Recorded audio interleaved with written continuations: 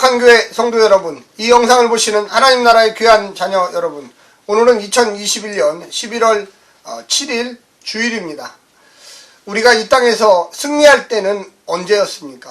우리가 이 땅에서 하나님의 백성으로서 믿지 않는 자들과 경쟁해서 승리할 때는 언제였습니까? 실패할 때는 또한 언제였습니까? 우리가 한번 생각해 봐야 합니다. 내 자녀나 내 손자, 손녀가 세상에 나가서 하나님의 사람으로서, 하나님의 백성으로서 승기를 잡고 이 땅에서 우뚝 서고 싶다면 우리는 과연 어떤 자세를 취해야 할까요? 물론 인간적으로 노력도 해야 합니다. 공부도 하고 열정을 가지고 무언가 최대한 열심으로 살아야 하는 것도 당연합니다. 근데 과연 그것만 가지고 될까요? 세상은 우리보다 항상 숫자도 많습니다. 경제력도 셉니다. 똘똘한 사람도 많아요, 세상에. 인간적으로 볼 때 훌륭한 사람도 많습니다. 그런데 하나님의 백성이 그 사이에서, 그 과정 속에서 정말로 어떻게 하면 승리를 거둘 수가 있겠습니까? 저는 부르짖어야 된다고 생각합니다. 하나님께 능력을 달라고, 그냥 인간적인 능력이 아니라 신적인 능력을 달라고 해야 됩니다. 하나님의 신이 감동하게 해달라고, 내 삶에 임재해달라고 하나님의 백성들은 부르짖어야 합니다. 우리가 어려울 때도 부르짖지만 우리의 삶 속에 늘 영적 전쟁은 날마다 반복해서 계속적으로 진행되고 있다는 것을 명심하셔야 됩니다.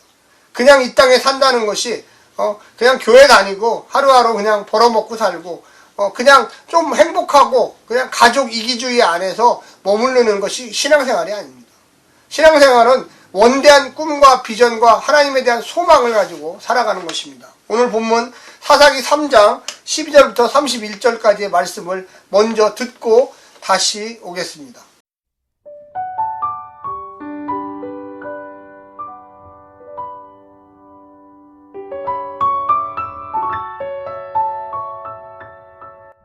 이스라엘 자손이 또 여호와의 목전에 악을 행하니라. 이스라엘 자손이 여호와의 목전에 악을 행함으로 여호와께서 모압 왕 에글론을 강성하게 하사 그들을 대적하게 하심에 에글론이 암몬과 아말렉 자손들을 모아가지고 와서 이스라엘을 쳐서 종려나무 성읍을 점령한지라. 이에 이스라엘 자손이 모압 왕 에글론을 18해 동안 섬기니라. 이스라엘 자손이 여호와께 부르짖음에 여호와께서 그들을 위하여 한 구원자를 세우셨으니 그는 곧 베냐민 사람 게라의 아들 왼손잡이 에웃이라. 이스라엘 자손이 그를 통하여 모압 왕 에글론에게 공물을 바칠 때에 에웃이 길이가 한 규빗 되는 좌우의 날선 칼을 만들어 그의 오른쪽 허벅지 옷 속에 차고 공물을 모압 왕 에글론에게 바쳤는데 에글론은 매우 비둔한 자였더라. 에웃이 공물 바치기를 마친 후에 공물을 메고 온 자들을 보내고 자기는 길갈 근처 돌 뜨는 곳에서부터 돌아와서 이르되 왕이여 내가 은밀한 일을 왕에게 아뢰려 하나이다 하니 왕이 명령하여 조용히 하라 하매 모셔 선자들이 다 물러간지라. 에웃이 그에게로 들어가니 왕은 서늘한 다락방에 홀로 앉아있는 중이라. 에웃이 이르되 내가 하나님의 명령을 받들어 왕에게 아뢰 일이 있나이다 하매 왕이 그의 좌석에서 일어나니 에웃이 왼손을 뻗쳐 그의 오른쪽 허벅지 위에서 칼을 빼어 왕의 몸을 찌르매 칼자루도 나를 따라 들어가서 그 끝이 등 뒤까지 나갔고 그가 칼을 그의 몸에서 빼내지 아니하였으므로 기름이 칼날에 엉겼더라. 에웃이 현관에 나와서 다락문들을 뒤에서 닫아 잠그니라. 에웃이 나간 후에 왕의 신하들이 들어와서 다락문들이 잠겼음을 보고 이르되 왕이 분명히 서늘한 방에서 그의 발을 가리우신다 하고 그들이 오래 기다려도 왕이 다락문들을 열지 아니하는지라. 열쇠를 가지고 열어본즉 그들의 군주가 이미 땅에 엎드러져 죽었더라.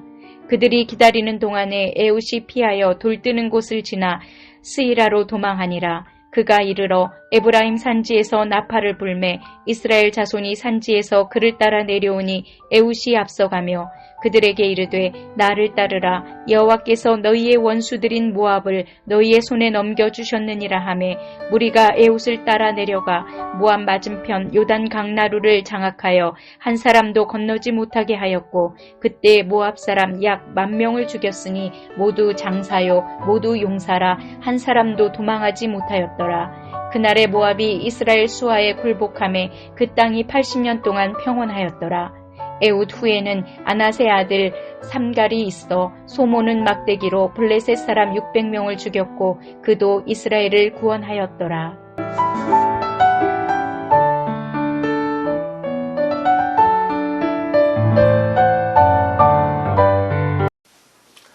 오늘 본문 12절에 보면 다시 여호와 앞 목전에 악을 행하니라.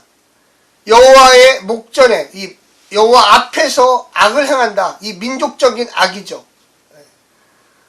하나님은 어쩔 수 없이 또 모압왕 에글론, 가나안 족속 중에 하나인 모압왕 에글론이라는 왕을 통해서 이스라엘을 침략하게 만드십니다. 그 가운데 연합군을 만듭니다. 암몬, 아멜렉, 이 모압 세 나라가 연합을 했는데 그 중에 대장이 이 모압왕 에글론입니다. 그래서 이 오아시스가 많은 물이 있는 이 여리고 종려나무 성읍을 빼앗깁니다. 그 중요한 전략적 요충지예요. 거기를 뺏기면 그 주변을 다 통치할 수 있는 지역입니다. 수도와 같은 지역이죠. 그래서 무려 18년 동안 공물을 이 왕에게 갖다가 이 모압왕 에글론에게 갖다 줘야 돼요. 15절에 보니까 이스라엘 자손이 여호와께 부르짖음에 여호와께서 그들을 위하여 한 구원자를 세웠으니 사사지요. 베냐민 사람 게라의 아들 왼손잡이 에우라. 이 왼손잡이라는 것은 사실은 고대 사회에서는 뭔가 지금으로 따지면 이 몸에 문제가 있는 사람이어서 정상인이 아니었던 거죠. 그런데 하나님은 일부러 왼손잡이를 선택한 거예요. 왜? 뭔가 튼튼하고 자신감 있는 사람이면 내가 잘나서, 하나님이 잘난 게 아니라 내가 잘나서, 이 사람은 또 농부였습니다. 그래서 곡물을 이 가을에 추수를 하면 곡물을 갖다 바쳐야 되는 거예요. 상납해야 되는 거죠. 뭔가 공여를 해야 돼요. 우리를 괴롭히지 말라고 이 높은 왕에게 갖다 바쳐야 되는 거죠. 하나님이 에후를 들어 써가지고 이 베냐민 약한 지파의 에후를 들어 써서 이스라엘을 구원시키겠다는 계획입니다. 에후는 전략가였습니다.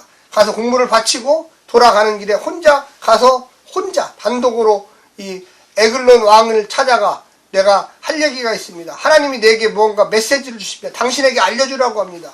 그때 이 에글론 왕은 시원한 이 방 쪽에 혼자 거주하고 있었습니다.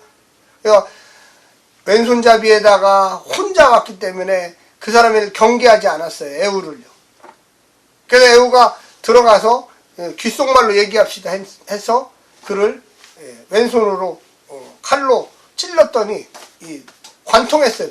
복부를 관통해서 바깥까지 그만큼 한 번에 죽인 거죠. 그리고 나오면서 문을 잠그고 갔습니다. 여기 보면 발을 가리우니라 이런 말이 나오는데 그거는 한마디로 해서 용변을 보고 있습니다. 화장실을 보고 있습니다. 그래서 벌써 이 에글론 왕을 처치하고 돌아갔는데 그 에글론의 모압의 부하들은 알지를 못했어요. 우리 왕이 뭐를 하고 있는지. 가서 문을 두드려 보니까 조용하고 있는 거예요. 아, 그래서 자고 있구나. 또 가보니까 이번엔 용변을 보고 있구나. 이렇게 생각했는데 하루 이틀 돼도 안 나오니까 들어가 보니까 벌써 처참하게 에후에 의해서 살해를 당한 거죠.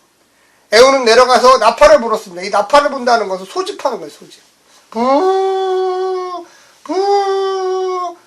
하나님의 영이 이스라엘에게 내렸다. 구원의 역사가 일어났다.